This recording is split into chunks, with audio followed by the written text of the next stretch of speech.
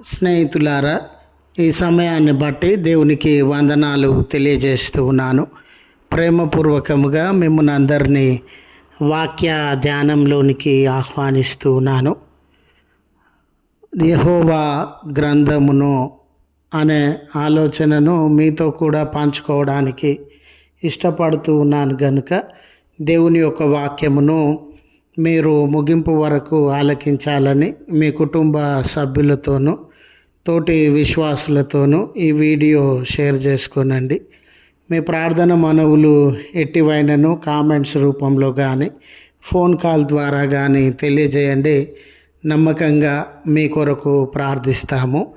ఈ వీడియో మీ ఆధ్యాత్మిక జీవితంలో ఉపయోగకరంగా ఉంది అని మీకు అనిపిస్తే దయచేసి ఈ ఛానల్ను సబ్స్క్రైబ్ చేసుకునవలసినదిగా మనవి చేస్తూ ఉన్నాను. లేఖనము యెషయా గ్రంథము 34వ అధ్యాయము 16వ వచనము. యెహోవా గ్రంథమును పరిశీలించి చదువుకొనుడి. స్నేహితులారా, విశ్వాసులము, క్రైస్తవులము అని పిలువబడుతూ ఉన్న మన జీవితాలకు లేఖనములు అనేవి, పరిశుద్ధ గ్రంథము అనేది పునాది వంటిది.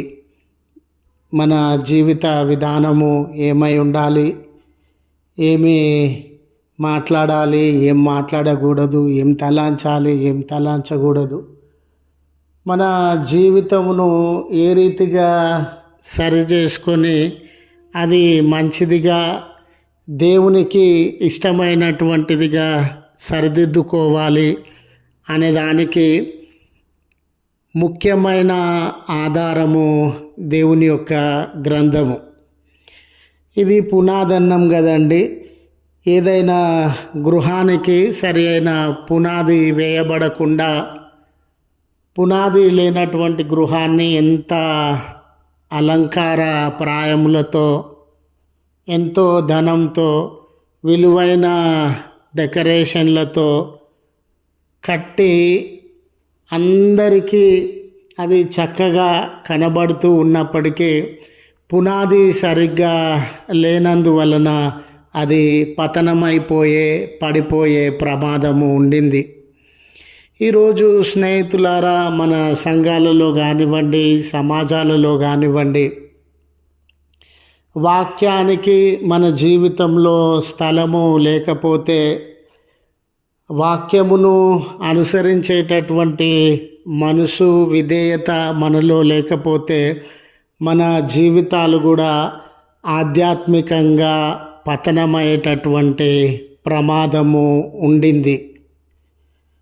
అందుకే లేఖనాలలో అనేక పర్యాయాలు దేవుని గ్రంథాన్ని మీరు పరిశీలించండి, చదవండి, అనుసరించండి అనే హెచ్చరికలు అనేక మారులు విశ్వాస లోకమునకు అందించబడుతున్నట్లుగా మనము గమనించగలుగుతాం.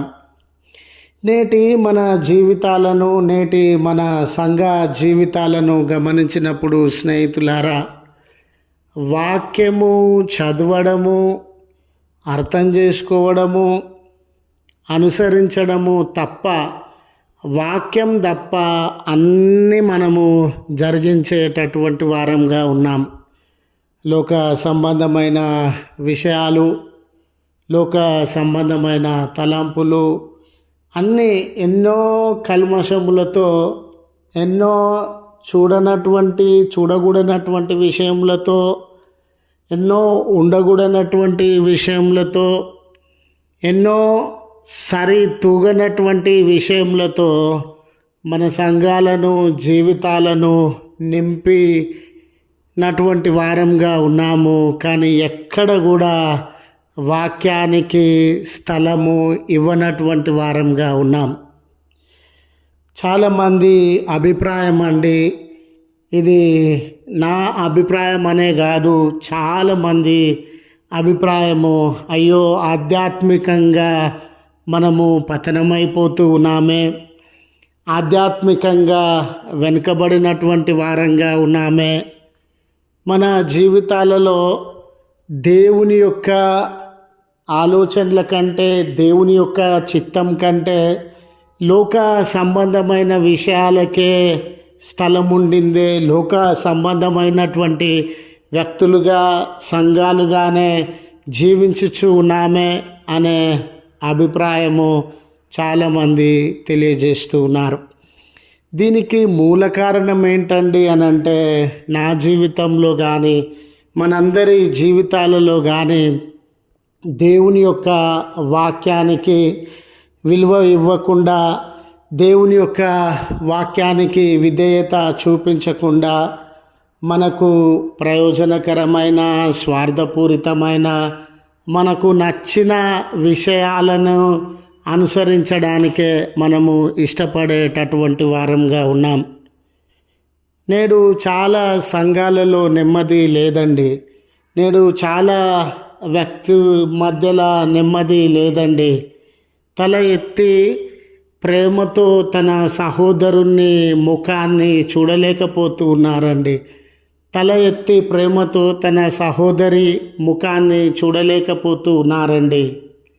లోకము కంటే కూడా చీకటి కల్మషములతో కూడిన జీవన విధానాలు మన క్రైస్తవ లోకంలో గమనించగలుగుతూ ఉన్నామండి. ఎక్కడ పొరపాటు జరిగింది, ఎక్కడ ఈ చీకటి మన జీవితాలలో ప్రవేశించింది అని మనం పరిశీలించగలిగితే, అది ఆలోచించగలిగిన మనసు మనలో ఉండినట్లయితే మనము దేవుని వాక్యాన్ని ప్రక్కన పెట్టినటువంటి వారంగా ఉన్నాం. మనం అన్నీ చేస్తూ ఉన్నాం కానీ దేవుని వాక్యాన్ని చదివే మనసు కానీ, అర్థం చేసుకునే మనసు కానీ, అనుసరించే మనసు కానీ మనలో లేకుండా పోయింది. ఈ తరుణంలో మరలా దేవుడు మనకు గుర్తు చేస్తున్నటువంటి ఆలోచన, మీరు పరిశుద్ధ గ్రంథాన్ని చదవండి, పరిశీలించండి, అర్థం చేసుకునండి, అనుసరించండి. యెషయా గ్రంథము ఈ సందర్భాన్ని గమనించినట్లయితే, వారి విమోచన కొరకు కానివ్వండి, వారి యొక్క భావి జీవితాల కొరకు, పునరుద్ధరణ జరిగించే జీవితముల కొరకు కానీ దేవుడు ఎన్నో ప్రవచనములను ఎత్తి చెప్పినాడు. కాబట్టి ఆ ప్రవచనములను మీరు అర్థం చేసుకునండి. దేవుని చిత్తం ఏంటో మీకు అర్థమవుతుంది. ఆ ప్రవచనాలను మీరు గ్రహించండి, దేవుని చిత్తం ఏంటో మీకు అర్థమవుతుంది అని ప్రవక్త గారు వారికి తెలియజేస్తూ ఉన్నారు. ఈ తరుణంలో స్నేహితులారా, మన జీవితాలు కూడా సరి అయిన మార్గంలో ముందుకు సాగాలనంటే, ఆధ్యాత్మికంగా మనము బలపడాలనంటే దేవుని యొక్క వాక్యాన్ని మనం గ్రహించేటటువంటి వారంగా, అనుసరించేటటువంటి వారంగా ఉండాలి అనే మనవి మీకు అందజేస్తూ ఉన్నాను. ఈరోజు మనము బలవంతులమై ఉండవచ్చు, ఈరోజు మనం జ్ఞానవంతులమై ఉండవచ్చు, ఈరోజు గొప్ప గొప్ప స్థితిగతులలో మనము జీవిస్తూ ఉండవచ్చు. మన డబ్బో, జ్ఞానమో, ఆధిక్యతలో, తలాంతులో, మనకున్న ప్రత్యేకతలో కాదండి మనల్ని ఆధ్యాత్మికంగా బలపరచగలిగినవి. దైవికమైనటువంటి మనసు మనలో అభివృద్ధి పరచగలిగినవి కేవలము దేవుని వాక్యము మనలను ఆధ్యాత్మికంగా బలపరుస్తుందని. ఆధ్యాత్మికంగా మనము బలము లేనటువంటి వారమైతే స్నేహితులారా, ఈ లోకంలో ఏది కలిగి ఉన్ననో అది వ్యర్థమని గుర్తు చేస్తూ ఉన్నాను. దేవుని వాక్యము మనకు నిరీక్షణనివ్వగలదు. దేవుని వాక్యము మనల్ని ఆదరించగలదు. దేవుని వాక్యము మనల్ని ప్రోత్సాహపరచగలదు. దేవుని వాక్యము ఆయన మనసును మనకు పరిచయము చేయగలదు. కనుక చదివే వారంగా, పరిశీలించే వారంగా, అనుసరించే వారంగా ఉండాలని మనవి చేస్తూ ఈ మాటలను ముగిస్తూ ఉన్నాను. ప్రార్థించుదము. కృపగల తండ్రి, ప్రేమగల మా దేవ, మీ పరిశుద్ధ ఉన్నతమైన నామమునకు కృతజ్ఞతలు స్తోత్రములు చెల్లిస్తూ ఉన్నాం. నేటి క్రైస్తవ లోకంగా మేమన్నిటినీ అనుసరిస్తూ ఉన్నాం, అన్నిటినీ పాటిస్తూ ఉన్నాం.